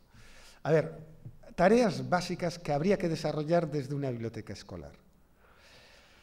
Una primera, entiendo, es lógicamente que la biblioteca escolar sea eso. Yo tengo muy claro que no puede seguir cumpliendo el papel tradicional de ser almacén de libros, o de enciclopedias, o de revistas. Si va a ser solo eso, pues entonces yo creo que ya la biblioteca escolar tiene los días contados. Eso es parto de esa idea, ¿no? Es decir, o se dinamiza o hace más cosas distintas que el mero almacén de libros, o poco tal. ¿Qué cosas tendría que hacer? Bueno, pues una de ellas, entiendo. Sería un espacio, la biblioteca escolar, de apoyo a los docentes, a lo que son proyectos educativos que desarrolla un centro educativo. Un centro educativo del siglo XXI tiene que ser un sitio donde haya proyectos colectivos del claustro de profesores, donde se innove, donde se experimente cosas distintas, ¿no? Que vayan más allá de enseñar las meras matemáticas o las ciencias sociales, el currículum tradicional, ¿no? Bueno, pues la biblioteca escolar, como un centro de recursos, como una especie de mediateca, biblioteca de medios, pues tendría que ayudar a aquellos profesores que tengan un determinado proyecto a ofrecerles recursos que puedan permitirles ponerles en práctica ese proyecto. Yo qué sé, pues desde recursos que haya en Internet sobre ese proyecto, bases de datos digitales, documentación electrónica. Fíjense que estoy ya planteando una tarea para el bibliotecario escolar que va más allá de la custodia y registro de libros en papel, y ya estoy hablando casi de un especialista en medios educativos, ¿no? de todo tipo. Cuando hablo de apoyar al profesorado en la selección y organización de recursos de diverso tipo, he nombrado los de Internet, pero también, lógicamente, de enciclopedias o de revistas o de cosas en papel o de audiovisuales. Cada vez es más. Antes, la biblioteca escolar, o algunas bibliotecas escolares, además del almacenamiento de libros, desde hace 15 años también hizo el almacenamiento de videos, de videotapes, ahora más bien de DVDs, ¿no? Bueno, pues ahora ya eso ya no tiene un soporte físico, sino que están en Internet, ¿no? Cada vez hay más repositorios de películas online, de vídeos, de documentales online. Bueno, pues ayudar de algún modo desde la biblioteca escolar a clasificar, a organizar, a acceder a aquel ya documental, pequeño videoclip, y de verdad Internet está lleno de videoclips, y con una potencialidad educativa tremenda, ¿no? Ese que vimos de 5 minutos, para generar un debate, sirven un montón, ¿no? Lo difícil es encontrar, clasificar, dar orden a la cantidad de recursos audiovisuales que hay en Internet. Bueno, pues yo entiendo que desde la biblioteca escolar habría que, además de ser un almacén de libros y de vídeos en soporte DVD o cinta, tendría que ser un lugar donde un profesor o profesora o grupo de profesores digan, queremos desarrollar tal proyecto, qué recursos, qué materiales impresos, audiovisuales, digitales, hay para hacer esto, ¿no? Antes les decía que la biblioteca escolar es el reino de papel y yo seguiría defendiendo esta idea. Es el sentido tradicional que ha tenido la biblioteca en general y escolar en particular, y yo creo que tendríamos que seguir trabajando en esa línea, ¿no? En cultivar el que nuestros alumnos y alumnas vayan a las bibliotecas para las experiencias de la lectura en papel. Y eso, bueno, ustedes saben mucho más que yo, les habrán dado charlas de cómo trabajar la biblioteca como espacio para experiencias de la lectura de libros. Y esto entiendo que debe ser otra de las líneas a seguir cultivando. Lo que ocurre que no como única, entiendo yo, como única tarea de la biblioteca, pero tiene que seguir siendo la biblioteca escolar espacio para que niños, niñas vayan allí a leer o a sacar libros para cultivar la lectura. Por aquello que les decía, ya en los hogares está desapareciendo el papel, el libro, y si en las escuelas no trabajamos esto, nuestros futuros ciudadanos solo tendrán experiencias digitales con la cultura. A lo mejor dentro de 50 años va a ser así, va a ser inevitable, pero yo creo que a corto, medio plazo, por lo menos hasta la próxima década, tendríamos que seguir manteniendo el cultivo de la experiencia del libro, de papel. Otra tercera tarea, pues que la biblioteca escolar sea también un sitio de formación, de capacitación, ¿no? de dar formación. Y esto a lo mejor es recaerles en exceso la tarea a los bibliotecarios. Cuando estoy planteando estas tareas, no vayan a pensar que estoy diciendo ahora un bibliotecario o bibliotecaria actual, además de dar clases, etcétera, tiene que hacer todo esto y si no, no es un buen bibliotecario. Estoy simplemente expresando las líneas de trabajo futuro que debiera asumir una biblioteca escolar, ¿no? Y cada biblioteca escolar, en su centro particular, con los recursos disponibles, con los tiempos que dispone, tendrá que trabajarlo o no trabajarlo en mayor o menor medida, ¿no? Entonces yo entiendo que una función también importante a asumir, y no solo por las bibliotecas escolares, sino también por las municipales o por cualquier biblioteca, las universitarias ya lo están haciendo, que es el formar en dar a conocer a los agentes educativos, sean a otros profesores o a otros estudiantes, bases de datos de tipo digital. De verdad, está saliendo... cada vez se está produciendo digitalmente lo que se conocen como repositorios o bibliotecas digitales que son de enorme utilidad para cualquier docente o alumno o estudiante. Y bueno, la biblioteca escolar tendría que formar o dar a conocer o informar, como ustedes quieran, a los agentes educativos de la existencia de la cantidad tremenda de recursos bibliotecarios que están naciendo, emergiendo, distribuyéndose por Internet. Tarea formativa para dar a conocer. Otra que sí me parece fundamental, y esta sí es asumible a corto plazo por cualquier bibliotecario, era como les decía antes, dar visibilidad a la biblioteca escolar en los espacios de la llamada Web 2.0. Dar visibilidad a la biblioteca de cualquier colegio en Internet a través de redes como Facebook, como Twitter, como los blogs, como cualquier herramienta de creación de sitio web. Es decir, fíjense, hoy en día existimos con dos identidades, por simplificarlo mucho. Cada uno de nosotros tiene una identidad física, que oficialmente se traduce en el DNI, ¿no? Pero bueno, en la práctica se traduce en nuestra vida cotidiana, con nuestra familia, nuestros amigos, nuestro trabajo, etcétera, etcétera.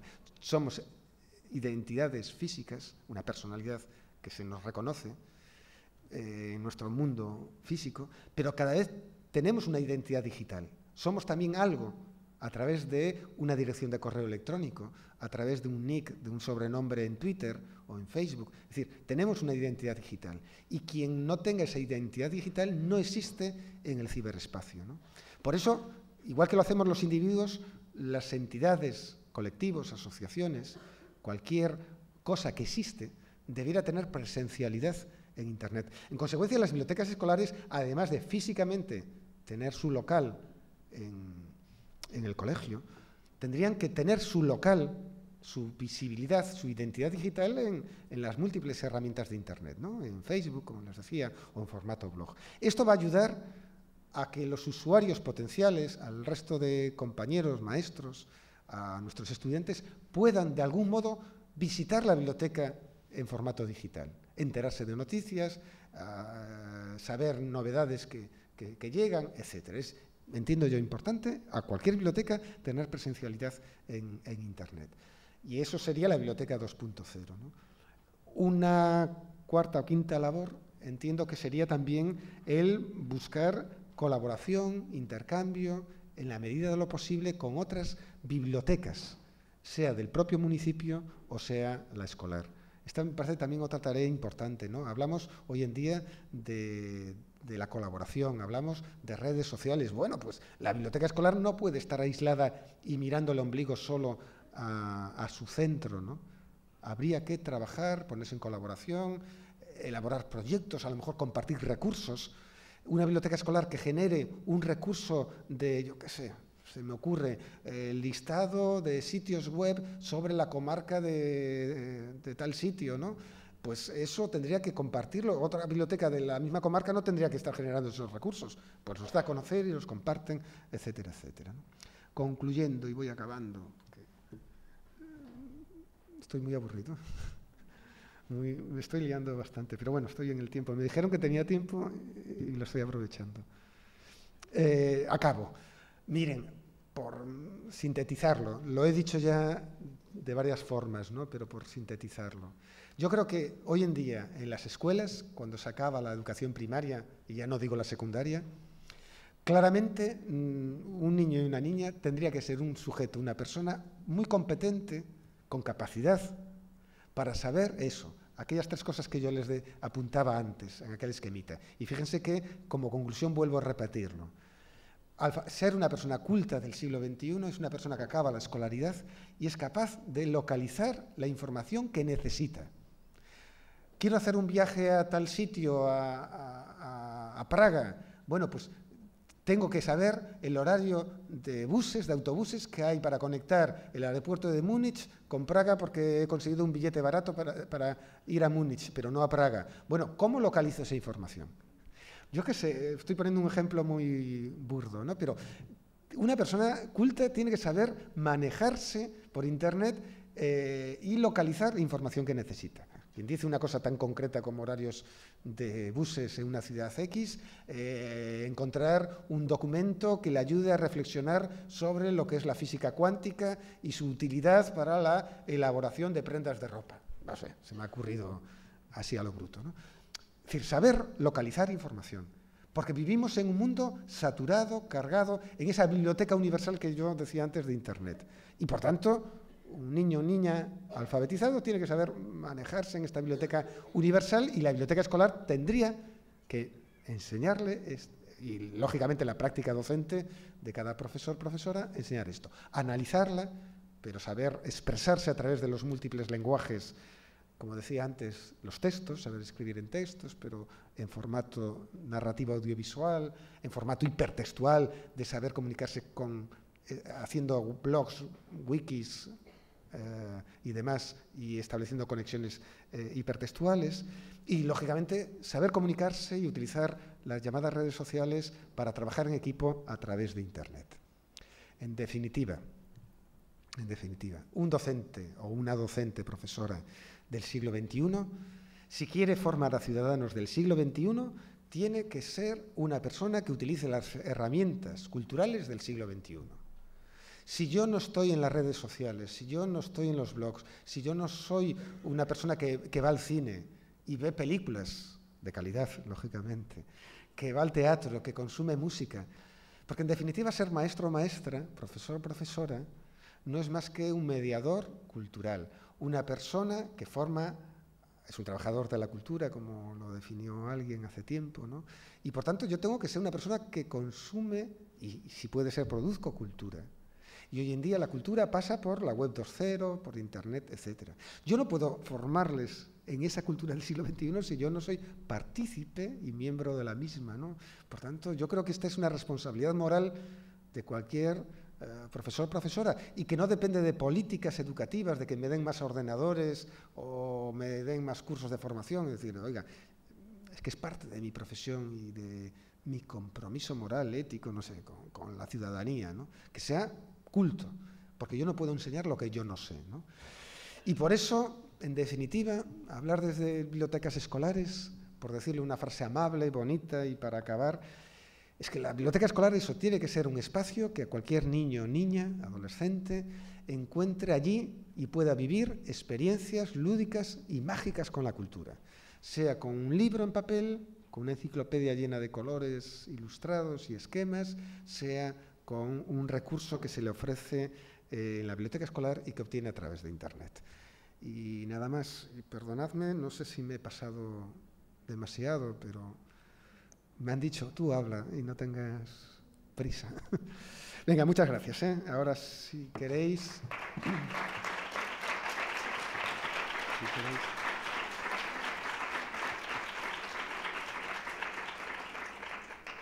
Bueno, disponemos de unos 20 minutos, entonces, si queréis eso, comentar, preguntar o cualquier cosa... Ah, sí, sí, ya veo una mano. Espera, creo que hay... ¿No te importa? Okay.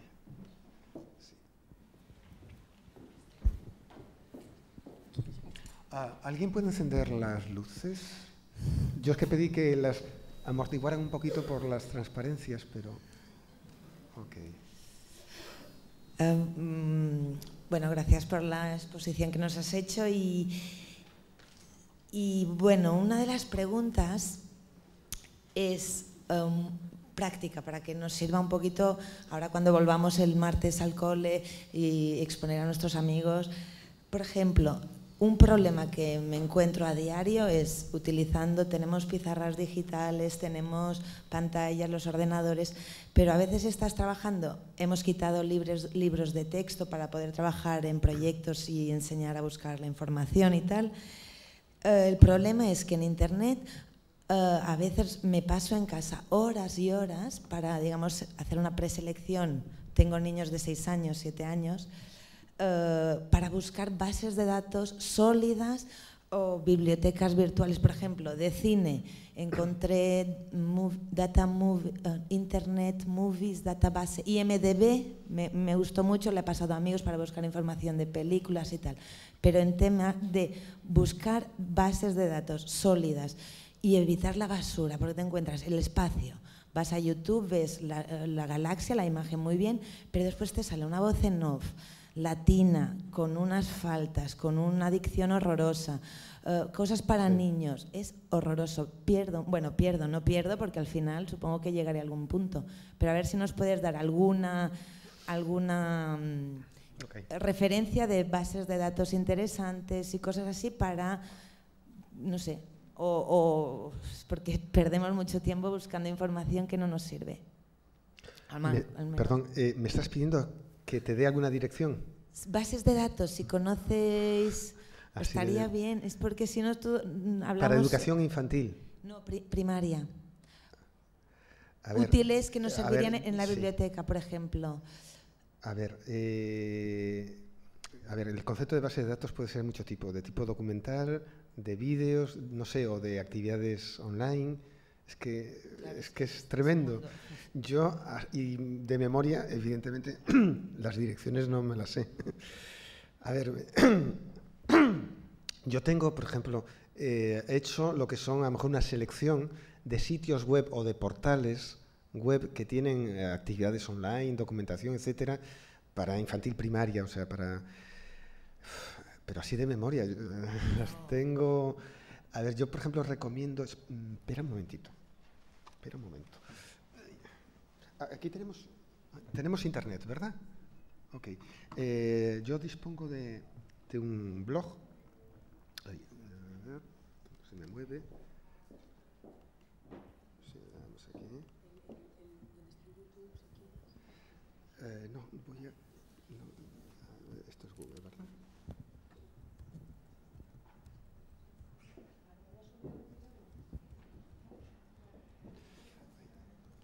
A ver, yo tengo un blog donde en una de las entradas que hice fue una selección de sitios web que entendía que eran como relevantes para cualquier profesor o profesora de primaria y primeros años de secundaria, ¿no? Donde son portales que hay muchas cosas, ¿no? Entonces, esa entrada la hice ya hace un tiempo, pero a ver si soy capaz de localizarla. Soy capaz de localizarla. A ver, aquí. A ver, actividades TIC en el aula, a ver si puede estar ahí.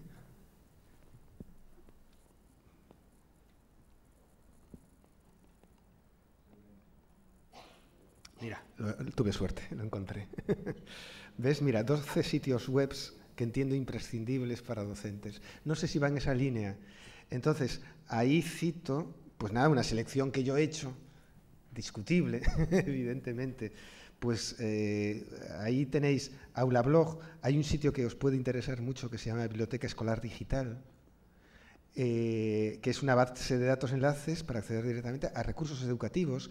Están clasificados bien por materias, es decir, de lengua, tal, infantil, o por niveles educativos, tal cual.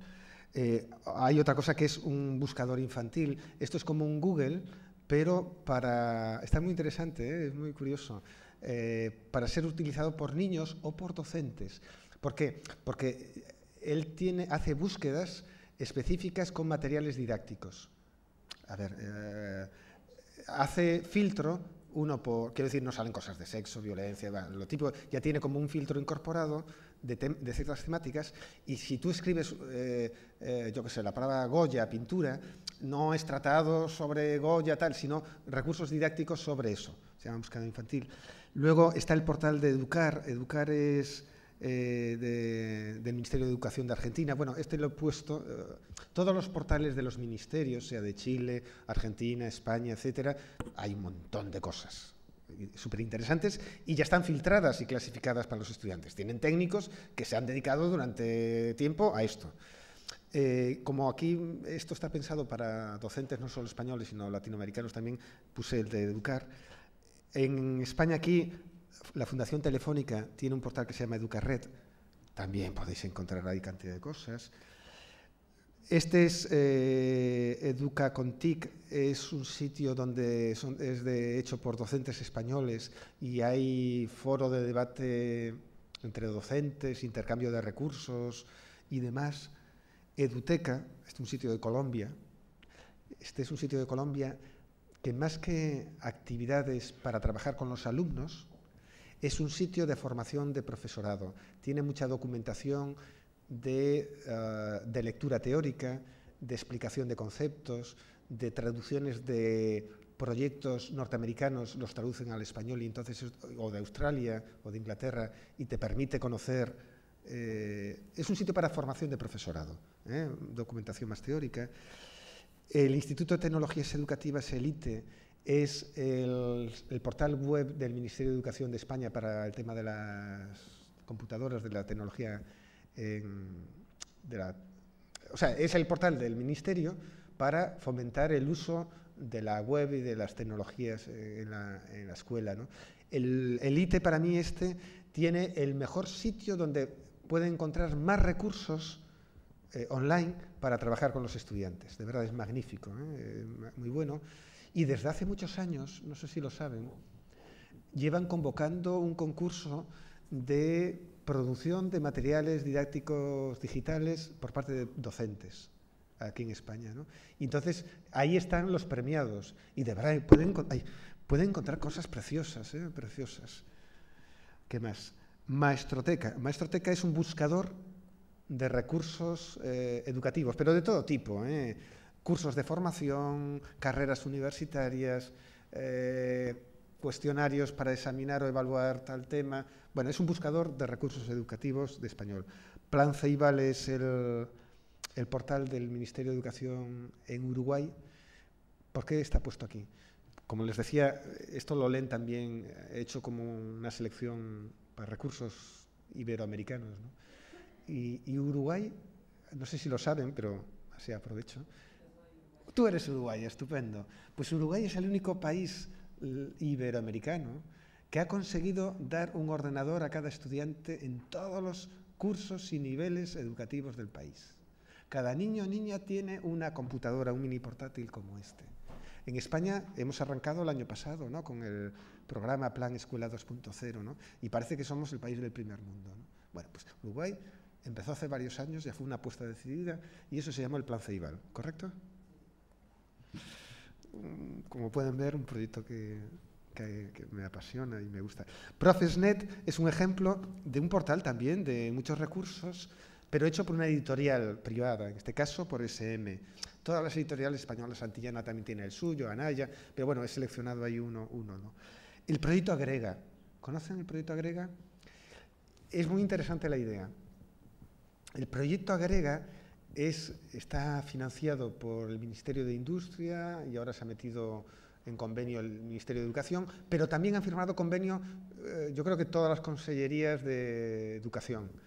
Y la idea está muy bien, en el sentido de todos los materiales digitales que generan las comunidades autónomas o el propio Ministerio o los colectivos de profesores, o sea, maestros y demás, haya un sitio donde dejarlos, donde ponerlos a disposición de los demás. Es decir, y si alguien quiere buscar un material concreto de enseñanza, no sé, de la raíz cuadrada para matemáticas de quinto de primaria, vaya allí y localice lo que alguien generó sobre eso. Proyecto Agrega es eso, es como un buscador de producciones de materiales digitales hechos en el contexto español, insisto, bien por el Ministerio, bien por las comunidades autónomas, bien por docentes. La idea es magnífica. Lo que ocurre que cuesta, yo lo he intentado utilizar y es un poco engorroso. Yo creo que ha sido muy pensado por los tecnólogos, por los informáticos, estupendo, ¿no? Pero los que somos pedagogos, educadores, maestros, nos cuesta tal. O sea, es muy potente tecnológicamente, pero yo siempre, el otro día, a los responsables del proyecto, que tuve ocasión de estar con ellos, le digo, estupendo para ordenar, clasificar en bases de datos y tal, pero el usuario de a pie nos cuesta encontrar lo que necesitamos y ya andan trabajando en la mejora de eso. El proyecto Enlaces es el portal web de muchos recursos del Ministerio de Chile. Como ven, he procurado tal cual. Y bueno, no sé si te doy respuesta, pero sí, es que hay gracias. tanto. He apuntado el blog. Sí, pero bueno, pero el blog te puedes perder porque hay muchas cosas. 12 sitios web. Si escribes a lo mejor 12 sitios web imprescindibles, a lo mejor te lleva a esta entrada. Ten en cuenta que el blog tiene muchas cosas, ¿no? A ti lo que te interesa es esta entrada. Y todas ellas están comentadas y aparte os permite ir de forma directa, ¿no?, enlazada.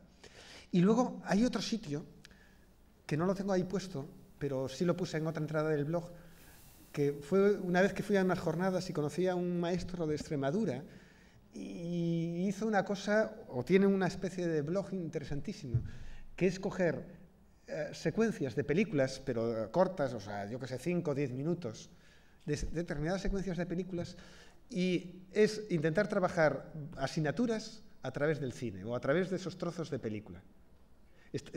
Yo si lo pudiera localizar por aquí, pues estupendo, ¿no? Pero vete a saber dónde lo tengo yo ahora. Y me llamó mucha atención. Y es un maestro, un profesor de secundaria que lleva tiempo, pero ya lleva varios años, y tiene como una biblioteca de videoclips clasificados por materias. Es decir, para enseñar matemáticas quizás no tanto, ¿no?, pero filosofía, conocimiento del medio, historia, tal cual. Pues no sé por dónde lo debo tener. Videoclips, a ver si lo tengo por aquí, por videoclips. Entrevista. Claro, aquí ya tengo un montón de entradas. A la arañita internet. Bueno, la arañita internet para la gente infantil. ¿Hay gente infantil? Ok. Mirad, este es, perdonad que ahora haga publicidad, ¿no? Una exalumna mía, ahora ya es una chica licenciada, ¿no? Inventó, claro, estuvo trabajando en un colegio y entonces hacía prácticas del uso de la tecnología de internet con niños y le pidieron en el colegio que fuera educación infantil a explicarles qué es internet. O sea, ustedes han imaginado explicar qué es internet, que es un concepto como muy abstracto. Ya a un adulto que nunca haya visto internet cuesta hacérselo entender. Bueno, pues a un niño eso, de 4, 5, 6, 7 años, ¿no? Incluso de primer ciclo de primaria. Bueno, pues la forma que se le ocurrió a esta chica para explicar qué es internet fue inventarse un cuento. Y entonces montó lo que se conoce como un cuentacuentos. Y le llamó la arañita internet. Y internet le puso como metáfora de que era una araña, una arañita. Y ella hizo los dibujos, todo para ilustrar el cuentacuento. Y luego todo eso lo pasó a PowerPoint. Y cuando yo se lo vi, lo contó en mi clase, tal, digo, ¡ay, muchacha! Pues eso tenemos que transformarlo en un videoclip. Y bueno, y este es el videoclip. Y entonces es un videoclip pensado para ponérselo a niños, niñas, eso, o de finales de 5 o 6 años o de los primeros cursos de primaria para explicar qué es internet. Nada, 5 o 10 minutos. La arañita internet. Y está contado como un cuentacuentos. Pero no era lo que yo quería. A ver. Aquí está, lo encontré. Videoteca educativa. ¿Ves? Cine en las aulas de primaria y secundaria. Y entonces, pues nada, eso es. Si escribís videoteca educativa, os llevará directamente, no a mi blog, sino al sitio, ¿no? Y ya lo veis, o sea, este señor, este chico, ha hecho el esfuerzo de crear un blog donde, ¿veis?, va clasificando y poniendo ahí cosas que él ha encontrado de tipo audiovisual para trabajarlo con estudiantes. No sé. ¿Te he respondido? Súper bien, gracias, sí. Vale. Esta era la idea que yo les comentaba, la biblioteca escolar como una mediateca. Esto vendría a ser como parte de esa mediateca. Y yo creo que desde la biblioteca escolar, para esta biblioteca escolar de la Escuela del siglo XXI, tendría que tener esto almacenado. Es decir, que un maestro o maestra dijera, dime sitios web o videoclips o lo que sea para trabajar tal tema en tal. Y tú desde la biblioteca, pues mira, hay esto. Y por eso la idea de compartir recursos y ponerse en colaboración con otras bibliotecas escolares. No significa que el bibliotecario o bibliotecaria tenga que estar él produciendo todo esto, sino lo que han hecho otros colegas, encontrarlo y ser un intermediario para dárselo a conocer a otros compañeros. Por ahí va mi idea de la biblioteca escolar como mediateca o centro de recursos. Venga, todavía tenemos un poquito más. Díganme que esto no sirve para nada, o que es un rollo, que es irreal, que es lo de siempre que nos dicen a los de la universidad, mucha teoría, pero lo difícil es llevarlo a la práctica. Bueno, no es obligatorio, ¿eh? Bueno, pues sin más, vuelvo a reiterar. Sí, bueno, pues sin más nos despedimos. Agradezco de verdad a los organizadores, a la organizadora, a Margalida sobre todo, el hecho de traerme aquí a Mallorca una vez más, poder tener la oportunidad de compartir con ustedes ideas. Yo estas cosas les mostré, no lo tenía pensado, mi blog, que ya desde hace años lleva funcionando, y ahí suelo publicar cosas de estas, ¿no? O bien de tipo más reflexiones teóricas sobre estos temas de la alfabetización, la educación en el siglo XXI, Internet y lo educativo, pero también recursos, ¿no? En la medida que encuentro cosas que me parecen valiosas también las pongo. Entonces, agradecerles a los organizadores la oportunidad de trasladar y compartir estas ideas y sobre todo a ustedes por oírles, ¿no? Venga, muchas gracias.